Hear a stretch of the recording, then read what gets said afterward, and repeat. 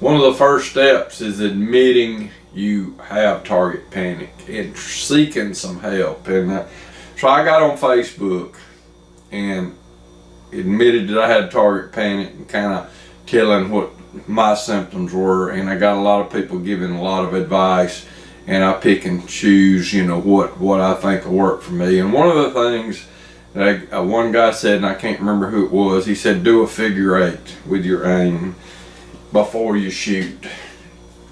And I don't know why this works, but I'm gonna demonstrate it. I'm gonna aim right into the camera, and all you do is do a figure 8.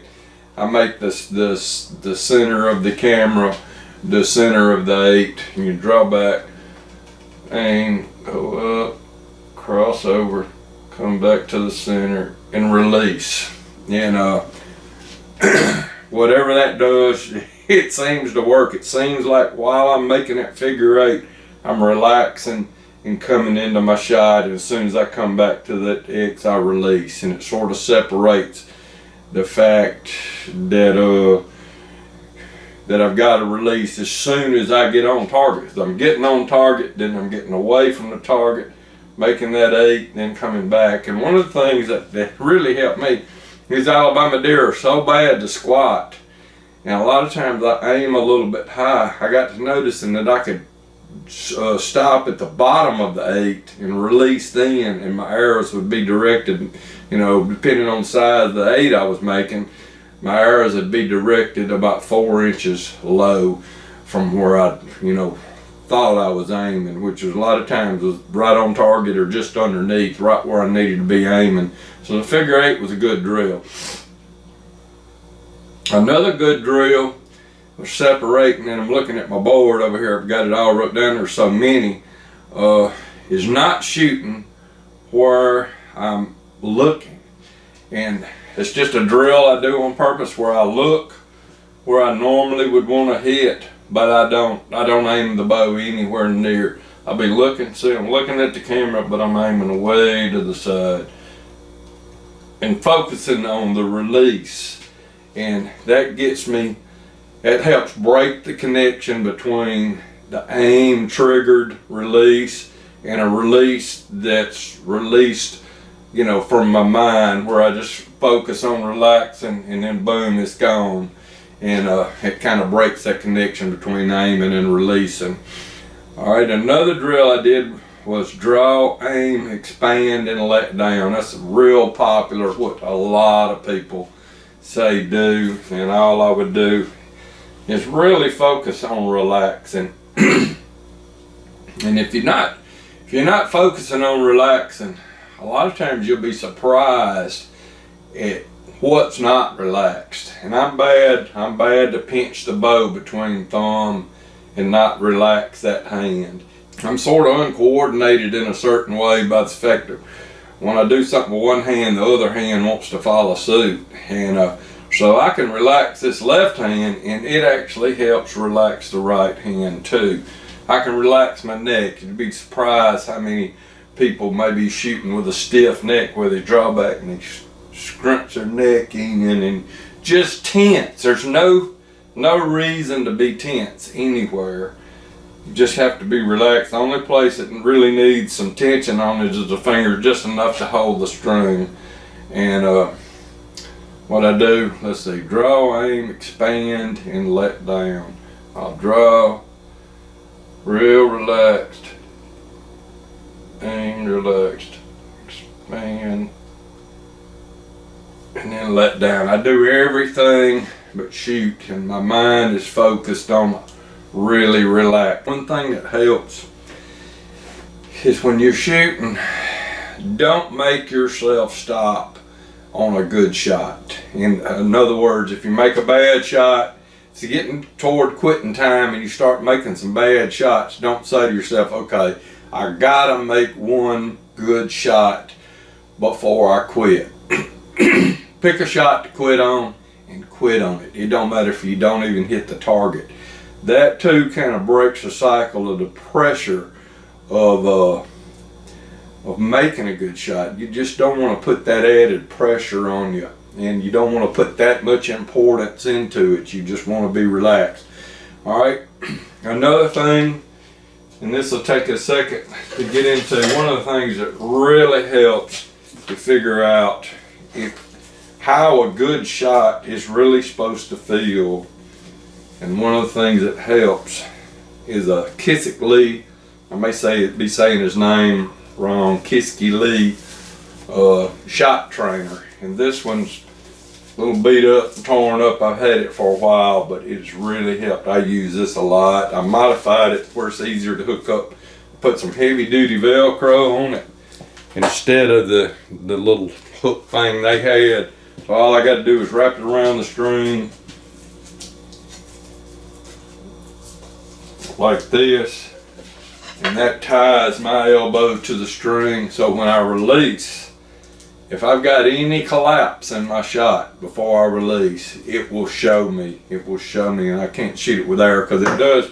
I do have mine set where it propels the arrow maybe 10 feet at the most, but I'm confident enough that I can shoot it without an arrow. And I just draw back, aim, relax, and everything should stay in place. The bow should stay in place. The elbow should fly back just a little bit.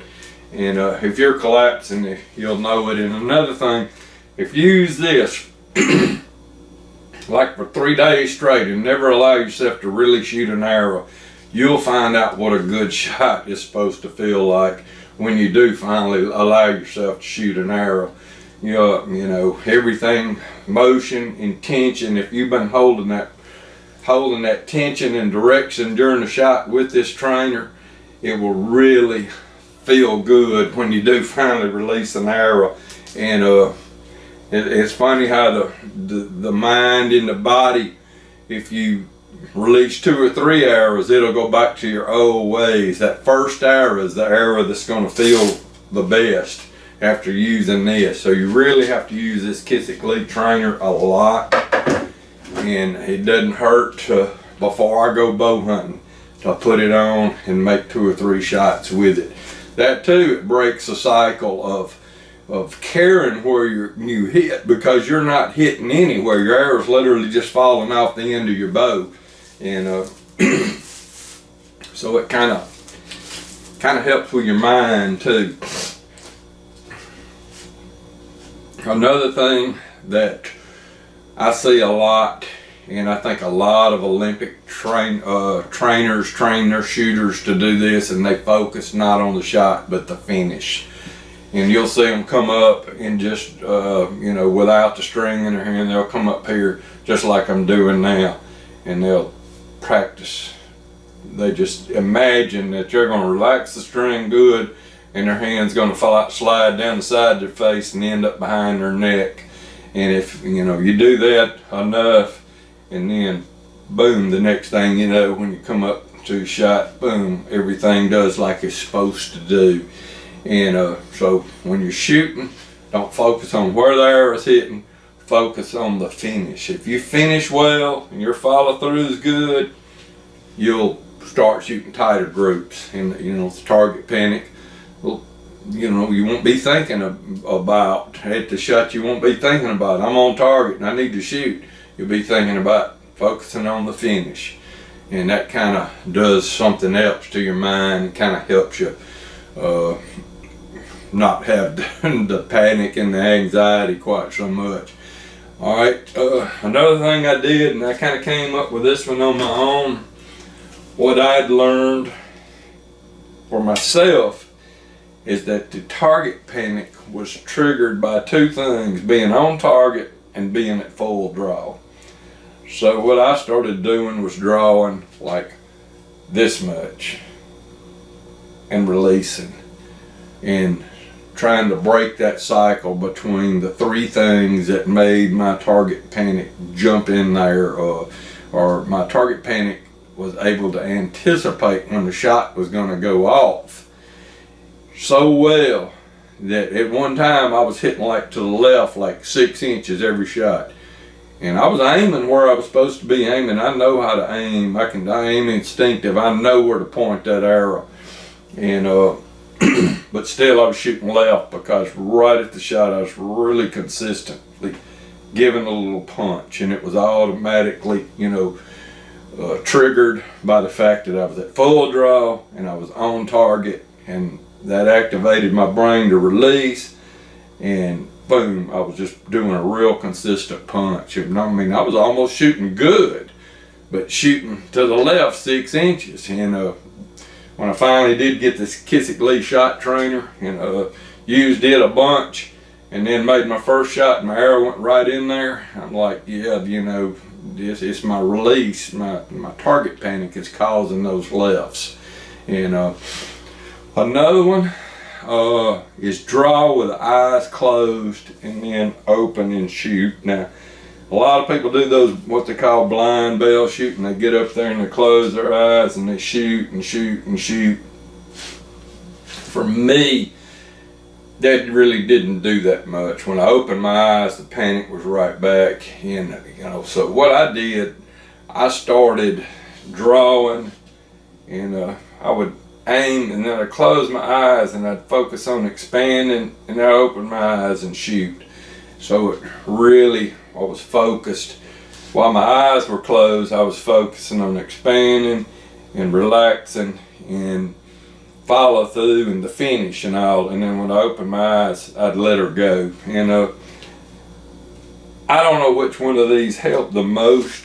I know last year I definitely wasn't confident enough to do a video like this. Come a long ways. I'm real confident in my deer hunt. Last year when I started the deer season, I did not want a shot at a big buck. I actually avoided big bucks. I wanted to shoot some does, and just, because the anxiety's not near as much on does for me.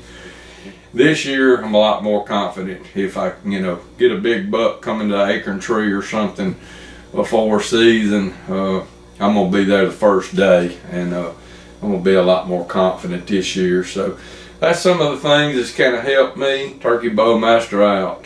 Target panic hopefully will be gone when you watch this video.